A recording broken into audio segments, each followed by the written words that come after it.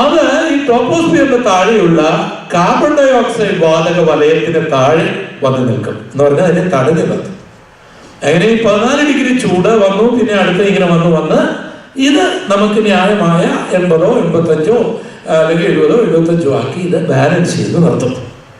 അപ്പൊ carbon dye oxide അല്ലെങ്കിൽ ഈ വാതകമുള്ളത് കൊണ്ടാണ് നമ്മുടെ ജീവിതം ഇവിടെ സുഗമമാകുന്നത്, നമുക്ക് ഇവിടെ നിൽക്കുവാൻ കഴിയും.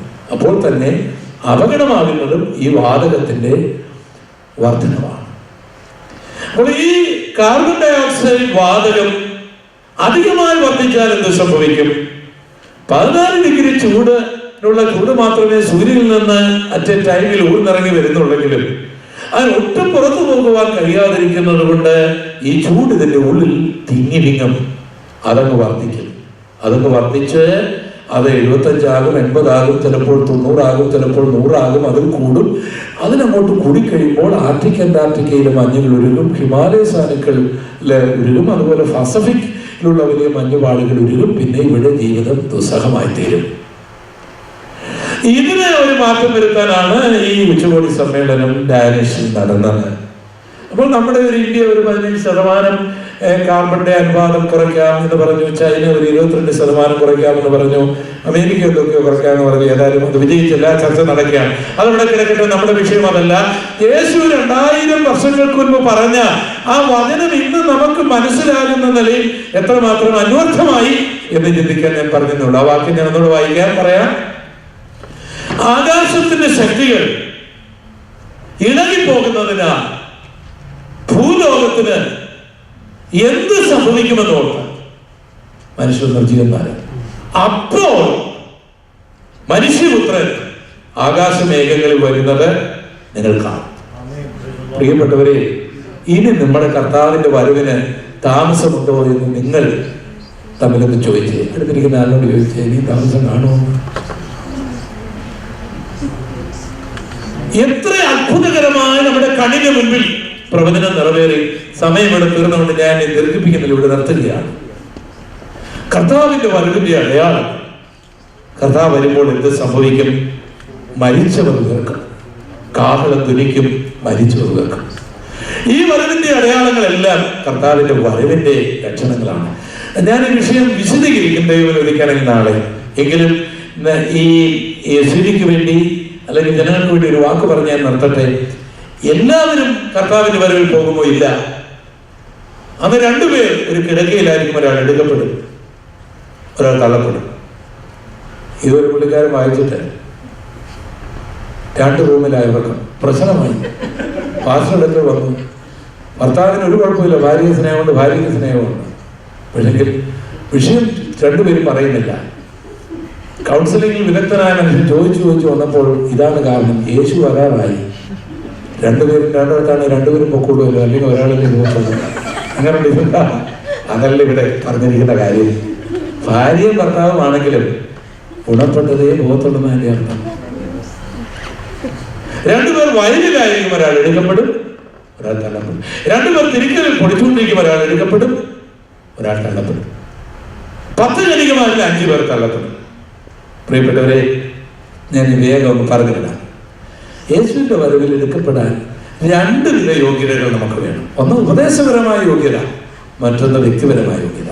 ഉപദേശപരമായ യോഗ്യത പ്രവൃത്തികളുടെ പുസ്തകം 2-ാം അധ്യായം 37 മുതൽ 44 വരെയുള്ള വാക്യങ്ങളിലും, ജീവിത വിശുദ്ധിയുടെ യോഗ്യത മത്തായിയുടെ സുവിശേഷം 5, 6, 7 അധ്യായങ്ങളുടെ അടിസ്ഥാനത്തിലുമാണ്. ഉപദേശപരമായ കാര്യം: 1, മാനസാന്തരപ്പെടണം. 2, പിതാവിന്റെ പുത്രന്റെ പരിശുദ്ധാത്മാവിന്റെ നാമത്തിൽ സ്നാനപ്പെടണം. 3, പരിശുദ്ധാത്മാഭിഷേകം പ്രാപിക്കണം. 4, പാപത്തോടും ദുരുപദേശത്തോടും വേർപെടണം. 5, കർത്തൃമേശയിൽ പങ്കെടുക്കണം. 6, സത്യത്തിലും ആത്മാവിലും ആരാധിക്കുന്ന കൂട്ടായ്മയിൽ കർത്താവിനെ ആരാധിക്കണം, പ്രാർത്ഥിക്കണം, വിശുദ്ധിയോട് ജീവിക്കണം.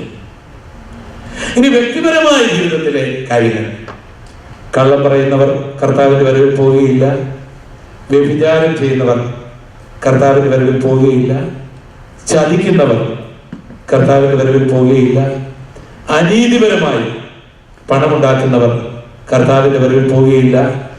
സഭയിൽ വഴക്കുണ്ടാക്കുന്നവർ കർത്താവിന്റെ വരവിൽ പോവുകയില്ല. ഇങ്ങനെ വല്ല സ്വഭാവം ഉണ്ടെങ്കിൽ മാനസാന്തരപ്പെടാനുള്ള സമയമായി. കർത്താവ് വരാനായി.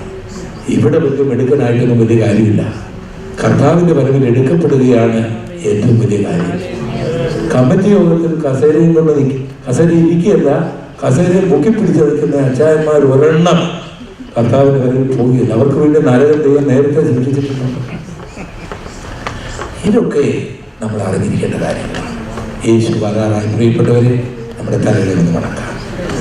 കർത്താവിന്റെ വരവിൽ എനിക്ക് പോകണം, ഞാൻ മരിച്ചതിൽ ഉയർത്തെഴുന്നേൽക്കണം, എനിക്കതിന് ആഗ്രഹമുണ്ട് എന്ന് പറയുവാൻ ആഗ്രഹിക്കുന്നവരെല്ലാം ഒന്ന് കരമുയർത്തി പിടിച്ചാൽ, എനിക്ക് കർത്താവിന്റെ വരവിൽ പോകണം, ഞാൻ കർത്താവിന്റെ വരവിന് മുൻപെങ്കിൽ മരിക്കണമെങ്കിൽ എനിക്ക് ഉയർക്കണം, ജീവനോടിരിക്കുന്നെങ്കിൽ രൂപാന്തരപ്പെടണം, എനിക്ക് കർത്താവിന്റെ വരവിൽ പോകുവാൻ ആഗ്രഹമുണ്ട്. കരങ്ങൾ ഉയർത്തിയവരെല്ലാം ഒരു നിമിഷം ഒന്ന് പ്രാർത്ഥിച്ചാട്ട്, ദൈവമേ, അന്ന് രണ്ടുപേരും ഒരു കിടക്കയിലായിരിക്കും, ഒരാൾ എടുക്കപ്പെടും, ഒരാൾ തള്ളപ്പെടുന്ന കൂട്ടത്തിൽ ഞാൻ ഉണ്ടായിരിക്കരുതേ. അന്ന് രണ്ടുപേർ തിരിക്കലിൽ പൊടിച്ചുകൊണ്ടിരിക്കും, ഒരാൾ എടുക്കപ്പെടും, ഒരാൾ തള്ളപ്പെടുന്നവരുടെ കൂട്ടത്തിൽ ഞാൻ ഉണ്ടായിരിക്കരുതേ. അന്ന് രണ്ടുപേർ തിരിക്കലിൽ പൊടിച്ചുകൊണ്ടിരിക്കും, ഒരാൾ എടുക്കപ്പെടും, ഒരാൾ തള്ളപ്പെടുന്നവരുടെ കൂട്ടത്തിൽ ഞാൻ ഉണ്ടായിരിക്കരുതേ. അന്ന് 10 കന്യകമാർ മണവാളനെ എതിരേൽക്കുവാൻ പുറപ്പെടും, 5 പേർ തള്ളപ്പെടും, 5 പേരുടെ കൂട്ടത്തിൽ ഞാൻ ഉണ്ടാകുവാൻ ഇടയാകരുതേ. യേശുവേ, അങ്ങയുടെ വരവിന്റെ വരമടുത്തിരിക്കുന്ന വേളയിൽ ഒരുങ്ങുവാനുള്ള കൃപ തരണമേ.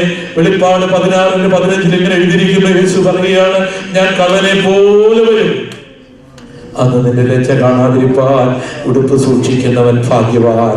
നമ്മുടെ ഉടുപ്പ് സൂക്ഷിക്കാൻ, നമുക്ക് ദൈവസന്നിധിയിൽ സമർപ്പിക്കാൻ ഞങ്ങളുടെ നല്ല കർത്താവേ, കരങ്ങൾ ഉയർത്തിയിരിക്കുന്ന ഈ മക്കളെയും എളിവനെയും ഈ വചനത്തിന്റെ മുൻപിൽ സമർപ്പിക്കുന്ന കർത്താവേ, അവിടുത്തെ വരവ് ഏറ്റവും അടുത്തിരിക്കുന്ന വേള ഞങ്ങളുടെ പ്രതീക്ഷയ്ക്ക്, ഞങ്ങളുടെ